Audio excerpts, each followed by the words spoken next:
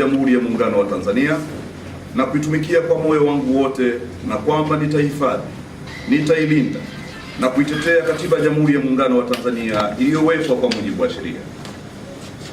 Mimi Moses Joseph Machari naapa kwamba katika kazi yangu ya mkuu wa wilaya, kwa vyovyote vile sitatoa siri ambazo nitazijua katika kazi zangu, isipokuwa katika kutimiza wajibu wa kazi hizo au kwa idhini ya Rais. Ewe Mwenyezi Mungu nisaidie. Namshukuru Mheshimiwa Rais Dr. John Pombe Magufuli ambaye amekuwa na imani nami na hatimaye kuweza kuniteua kuwa mkuu wa wilaya ya Nanyumbu hapa mkoani Mtwara. Naomba niseme na nimwahidi kupitia kwenu waandishi wa habari, viongozi wa mkoa, wa serikali na wasiokuwa serikali, ya kwamba imani hiyo nitailinda kwa kutoa utumishi makini ambao unaweza kuendana na falsafa yake ya hapa kazi tu, ili kuhakikisha kwamba maisha ya Mtanzania katika eneo la Nanyumbu yanabadilika na kuona na kuweza kufanya tathmini kwamba kila siku kuona kwamba tunapiga hatua.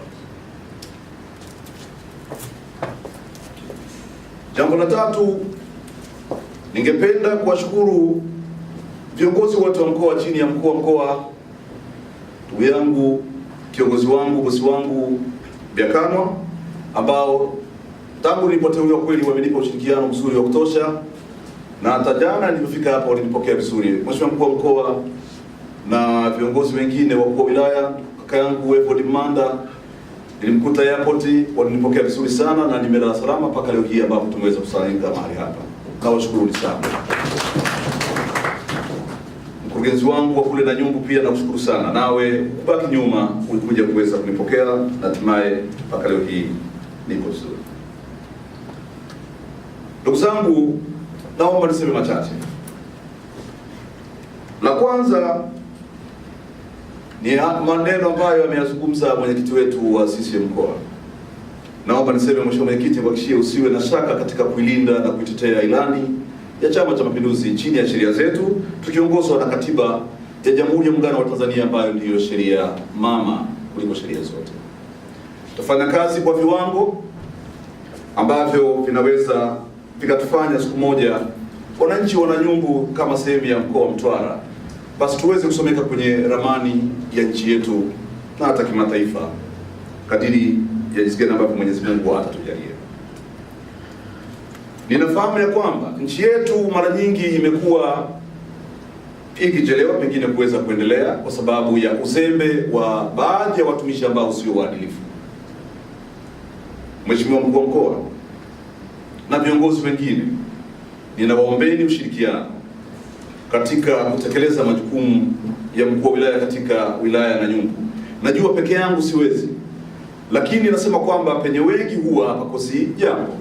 Naamini nitajifunza na naomba muendelee kunifundisha, sababu hii ni mara yangu ya kwanza na kuwa mkuu wa wilaya. Ndio nimewahi kuwa mbunge, na kazi ya bunge kama tunavyojua kwa mujibu wa ibara ya 63 imekuwa ni fasili ya pili, imekuwa ni kuishauri serikali na kuisimamia serikali. Nilifanya hiyo kazi ya kuishauri na kuisimamia serikali kadri nilivyoweza. Sasa na mimi ninakuja sehemu ya kuweza kuwajibika kwa yale ambayo nilikuwa nikihoji mara kwa mara. Hapa ndipo penye mtihani. Kwa hiyo ninaelewa, nina kazi na nina wajibu kubwa. Namuomba Mwenyezi Mungu anisaidie niweze kuwa na hekima, niweze kutumia rasilimali watu iliyopo, niweze kutumia sheria zilizopo, kanuni na taratibu mbalimbali, ili kuhakikisha kwamba malengo hayo ambayo yamekusudiwa chini ya ilani ya Chama cha Mapinduzi ya mwaka 2015 pamoja na sera mbalimbali za nchi yetu tunaweza kusimama imara na hatimaye tuweze kuona Nanyumbu isonga mbele. Nimekuja Mtwara, shughuli kubwa ya kiuchumi ni kilimo, hususan kilimo cha korosho. Kwenye korosho kuna changamoto zake au kuna siasa zake, wanasiasa huwa tunazungumza hivyo.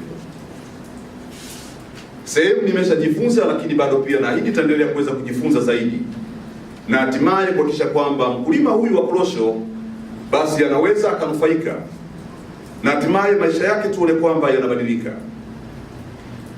Niombe msaidie, pengine mtakapoona vijana huwa tuna kasi sana. Nikiona kama nakwenda kasi sana pengine alafu natoka kwenye mstari, Mheshimiwa mkuu wa mkoa, kiongozi wangu, wakuu wa wilaya wenzangu, wakuu wa idara wa sekretarieti ya mkoa na kwenye halmashauri yangu, wazee wangu, viongozi wa kidini, viongozi wa chama, basi mnaweza mkanishika kote ya usuruali kidogo mkanivuta, pengine mnikumbushe, bwana, sasa huko nakoenda sio. Busara zenu nazihitaji. Nitakuwa msikivu, lakini nitakwenda kwa kasi kidogo ambayo naamini kwamba inaweza ikatufanya tuweze kufikia malengo.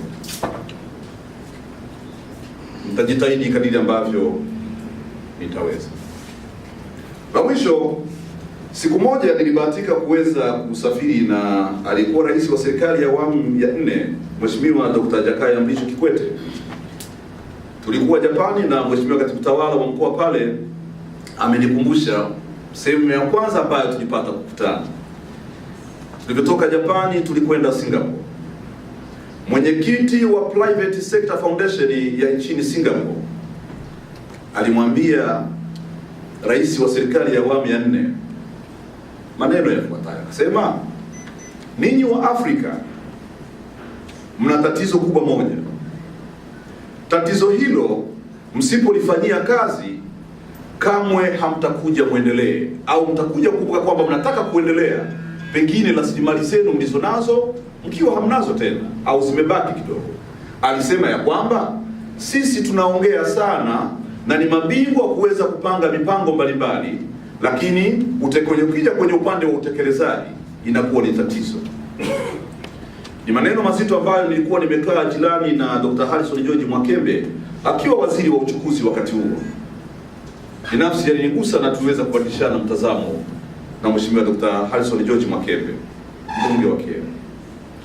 Kwa hiyo ninakuja na Nyumbu, najua pale kuna taasisi mbalimbali, kuna halmashauri ya wilaya na Nyumbu, kuna taasisi nyingine, kuna jeshi la polisi, kuna uhamiaji na kadhalika.